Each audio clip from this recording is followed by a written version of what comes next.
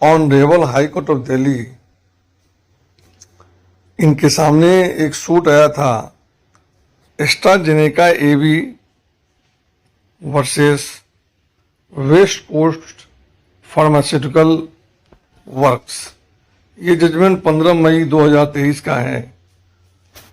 और इसका suit number है 101 ऑफ 2022। इसका न्यूट्रल साइटेशन नंबर जो honourable high court of Delhi ने नोट किया है वो है 2023 DH3 3337 और जजमेंट को प्रोनाउंस किया है honourable justice Shri C Harishankar ने। तो यहाँ पे जो काउंसिल फॉर डिफेंडेंट थे मिस्टर विकास खेरा, इन्होंने application under order 7 rule 11 file किया था for rejection of the plaint और इसके ग्राउंड क्या क्या थे रिजेक्शन के। एक तो ग्राउंड था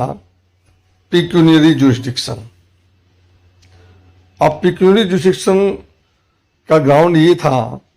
मिस्टर विकास खेरा ने कहा था कि ये कोआ टाइमेट एक्शन है। कोआ टाइमेट एक्शन का मतलब होता है जो एक्चुअल में डिफेंडेंट ने कोई एक्टिविटी की नहीं है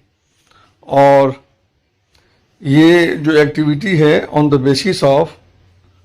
प्रपोज्ड एक्टिविटी ऑफ डिफेंडेंट है, मतलब कोई ऐसी एक्टिविटी जो डिफेंडेंट करने वाला है। तो मिस्टर विकास खेरा ने कहा था कि एक जजमेंट है Toni and Guy versus Shyam Sundar Nagpal. तो इनका कहना था कि जब सूट कोई कोआ टाइमेट इन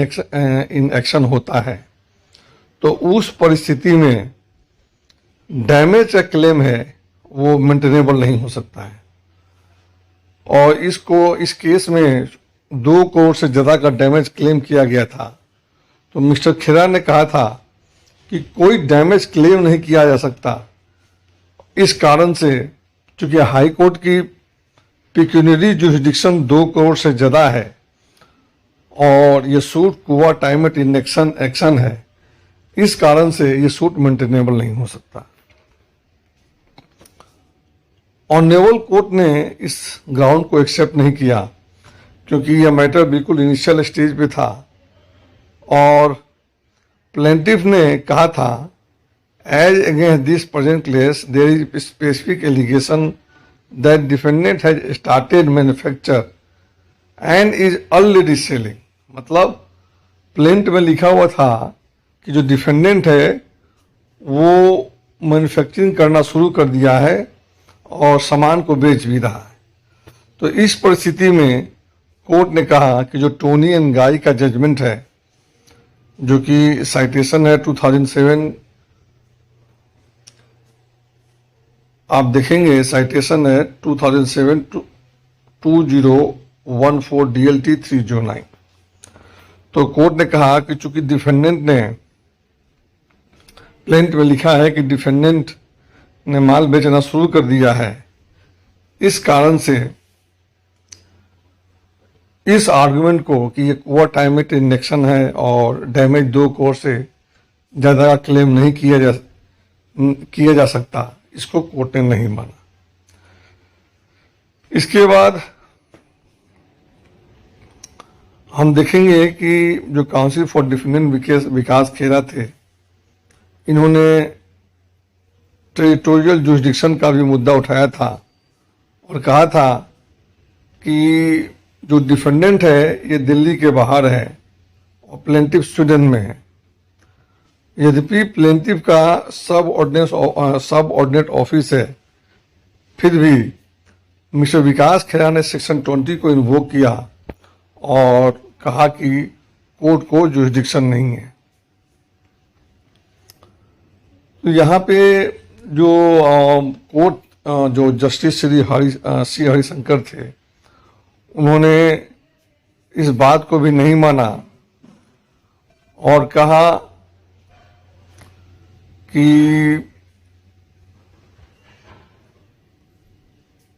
जो कोर्ट ने कहा कि prayer in application is for rejection of plaint, और ये जो prayer for rejection of plaint है ये इस ग्राउंड पे रिजेक्ट नहीं हो सकता कि कोर्ट को टेरिटोरियल जुरिडिक्शन नहीं है। तो कोर्ट ने इसको जो एप्लीकेशन है, एप्लीकेशन को कहा कि चूंकि एप्लीकेशन में केवल टेरिटोरियल जुरिडिक्शन के रिजेक्शन की बात की गई है और ये कोई ग्राउंड तो केवल ऑर्डर 7 रूल 10 का होता है, और जहाँ पे यदि इस तरह की फाइंडिंग होती है तो कोर्ट उसको एप्रोप्रिएट फॉर्म में फाइल करने के लिए कह सकता है। चूंकि यहाँ पे मिस्टर खेरा ने ऑर्डर 7 रूल 11 इन्वोक किया था, जो कि टेरिटोरियल जुरिडिक्शन के लिए नहीं था। इस कारण से कोर्ट ने कहा कि जो इनका ग्राउंड है lacking territorial jurisdiction under order 7 rule 11 उसको इन्वोक नहीं किया। हालांकि उसको लिबर्टी दी गई थी कि यदि चाहे तो वो ऑर्डर 7 रूल 10 की एप्लीकेशन मूव कर सकते हैं। Should the defendant so choose it is at liberty to move and separate application under order 7 rule 10। अब नेक्स्ट मुद्दा आता है एलॉयज वुमन कंट्रोवर्सी। जो एलॉयज वुमन कंट्रोवर्सी है इसमें मिस्टर विकास खेरा ने पैरा नंबर 19 को इन्वोक किया था, जहां पर लिखा हुआ था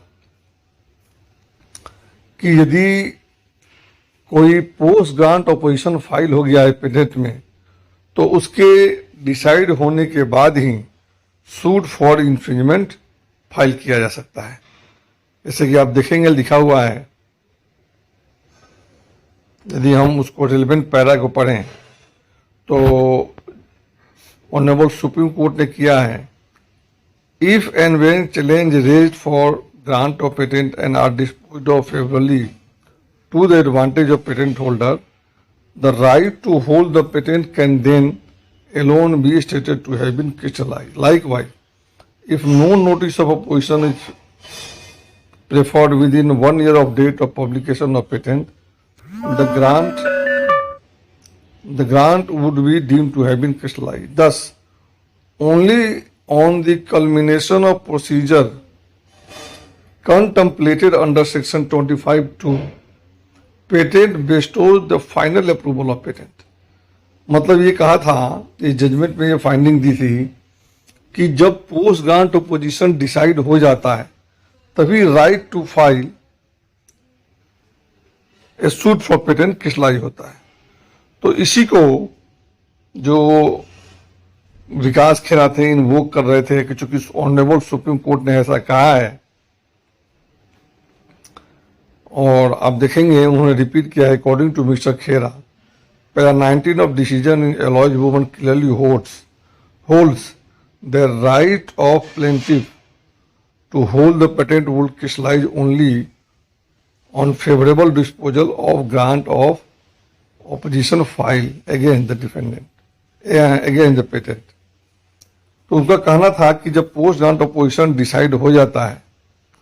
तभी right to file a patent infringement suit crystallise. और उन्होंने एक फार्मा कॉस्मोस होल्डिंग नाम का जजमेंट था जो कि ऑनरेबल जस्टिस श्री राजीव सायनलो ने पास किया था। तो राजीव सायनलो जी ने भी कहा था कि यद्यपि उनके पास जो भी एलॉयज वुमन में बात कही गई है उस पर इनको जो रेशियो है उस पर उनको थोड़ा सा डाउट है, लेकिन चूंकि ये ऑनरेबल सुप्रीम कोर्ट की फाइंडिंग है तो he had to follow it. और उन्होंने कहा था, आप देखेंगे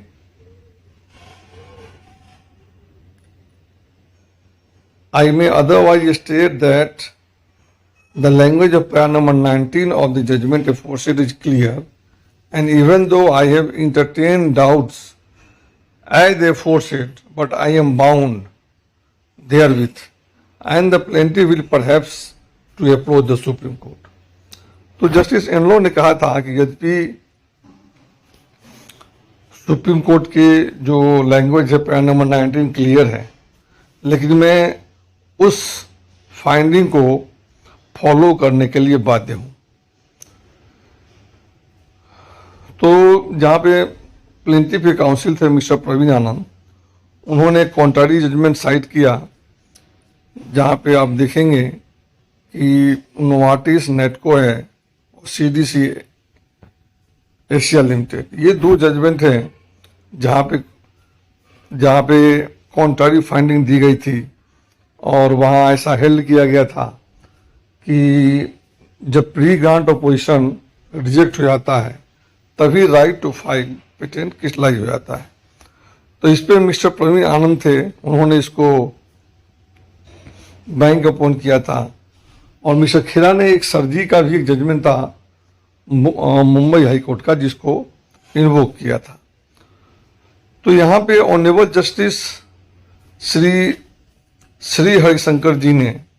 इन सारे केसों को डिस्कस किया था और उन्होंने जो वहाँ पे लिखा हुआ था एलॉयज भवन में, उसको यहाँ पे बिल्कुल क्रिस्टलाइज किया कि एक्चुअल में फाइंडिंग क्या है। तो यहाँ पे क्या है, सबसे पहली finding, a person who filed a post grant opposition to patent under section 25(2) of the Patent Act cannot thereafter file either revocation challenging the same patent under section 64(1). तो यहाँ पे पहली बात ये आई थी कि यदि आपने पोस्ट ग्रांट ऑपोजिशन फाइल कर दिया है तो फिर आप रिवोकेशन नहीं कर सकते फाइल। दूसरी बात, the decision of grant of patent is finalised on the publication of grant of patent and consequent on decision of the controller. The publication of grant of patent does not, however, crystallize the right of patentee. The right of patentee to hold a patent can be said to be crystallized only when challenge raised to the grant of patent by way of post grant opposition under section 22 are disposed of favorably. तो यहाँ पे जो honourable justice Shri Harishankar जी हैं, वो सारे के सारे जो उसमें बातें लिखी हुई हैं उसको लिखते हैं और उन्होंने कहा है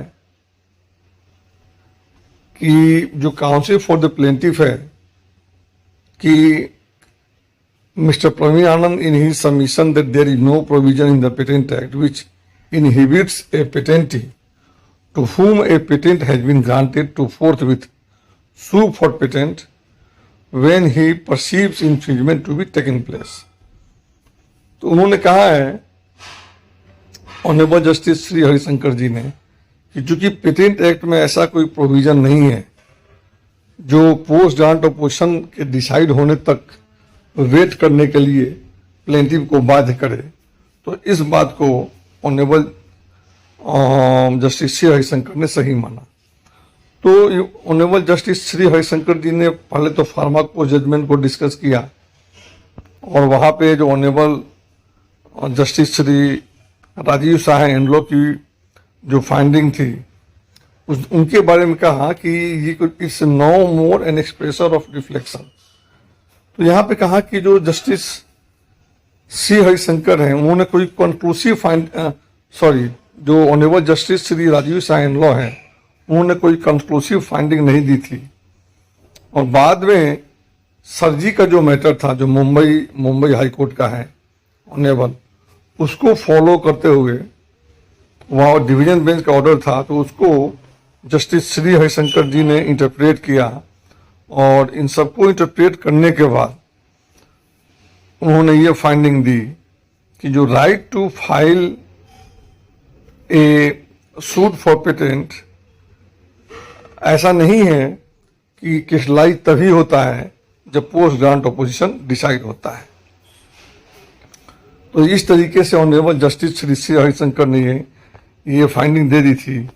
कि जो right to file a post grant opposition is not the decisive factor for